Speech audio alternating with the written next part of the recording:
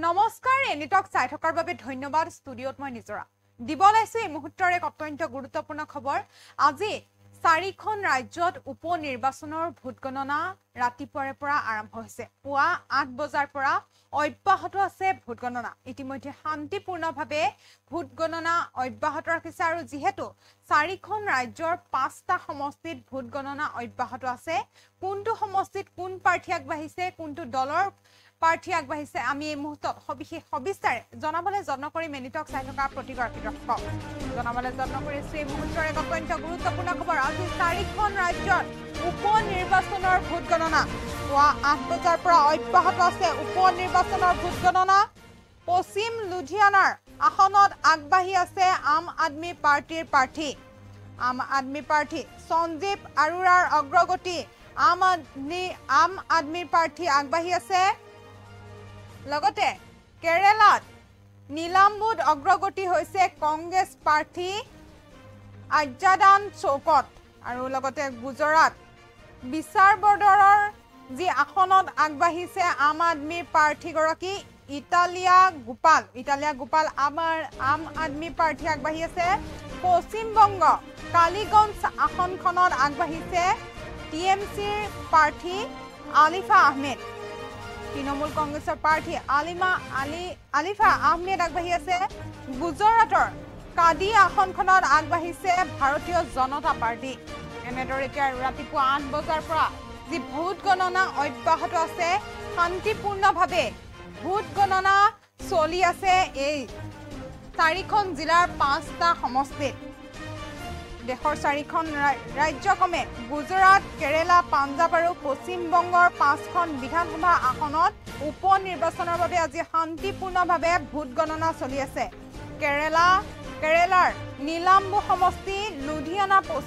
পশ্চিম সমষ্টি গুজৰাটৰ বিচাৰৱাডাৰ সমষ্টি আৰু কাকি সমষ্টি পশ্চিমবংগ কালীগঞ্জ সমষ্টিত ইতিমধ্যে ভোট গণনা অব্যাহত আছে আজি চাৰিখন ৰাজ্যৰ উপনিৰ্বাচনত ভোট গণনা পুৱাৰ পৰা আৰম্ভ হৈছে 8 বজাৰ পৰা অব্যাহত আছে উপনিৰ্বাচনৰ ভোট গণনা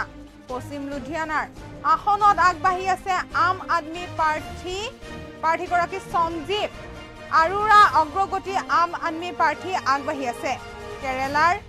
নীলাম্বুৰত আগবাঢ়ি গৈছে কংগ্ৰেছৰ প্ৰাৰ্থী আৰ্জাদান চৌকত আৰু লগতে গুজৰাটৰ বিচাৰবৰৰ যি আসনত আগবাঢ়িছে আম আদমিৰ প্ৰাৰ্থী ইটালিয়া গোপাল পশ্চিমবংগ কালীগঞ্জ আসনখনত আগবাঢ়িছে তৃণমূল কংগ্ৰেছৰ প্ৰাৰ্থী আলিফা আহমেদ গুজৰাটৰ কাদি যি আসনখনত আগবাঢ়িছে তেওঁ হৈছে ভাৰতীয় জনতা পাৰ্টি যেহেতু দেশৰ চাৰিখন ৰাজ্যত ক্ৰমে গুজৰাট কেৰেলা পাঞ্জাব আৰু পশ্চিমবংগত 5খন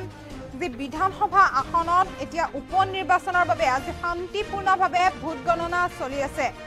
আজি পুৱাৰে পৰা 8 বজাৰ পৰা অব্যাহত আছে উপনিৰ্বাচনৰ ভোট গণনা চাৰিখন ৰাজ্যত উপনিৰ্বাচনৰ 5টা সমষ্টিত ভোট গণনা পুৱাৰে পৰা অব্যাহত আছে পশ্চিম লুধিয়ানাৰ আসনত আগবাঢ়ি আছে আম আদমি প্ৰাৰ্থীগৰাকী হৈছে সঞ্জীৱ আৰোৰা অগ্ৰগতি লাভ কৰিছে এতিয়া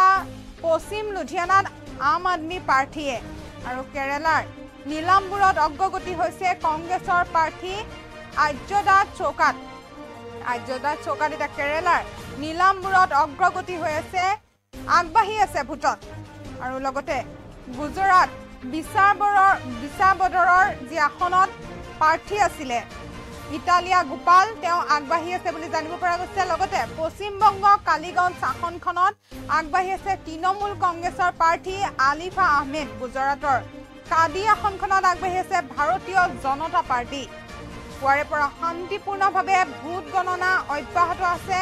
আৰু চাৰিখন ৰাজ্যত উপনিৰ্বাচনৰ ভোট গণনা অব্যাহত আছে বৰ্তমানে আগবাঢ়ি থকা প্ৰাৰ্থীকেইগৰাকী হৈছে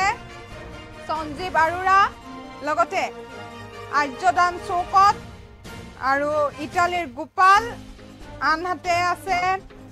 তৃণমূল কংগ্ৰেছৰ প্ৰাৰ্থীয়ে হৈছে আলিফা আহমেদ আৰু গুজৰাটৰ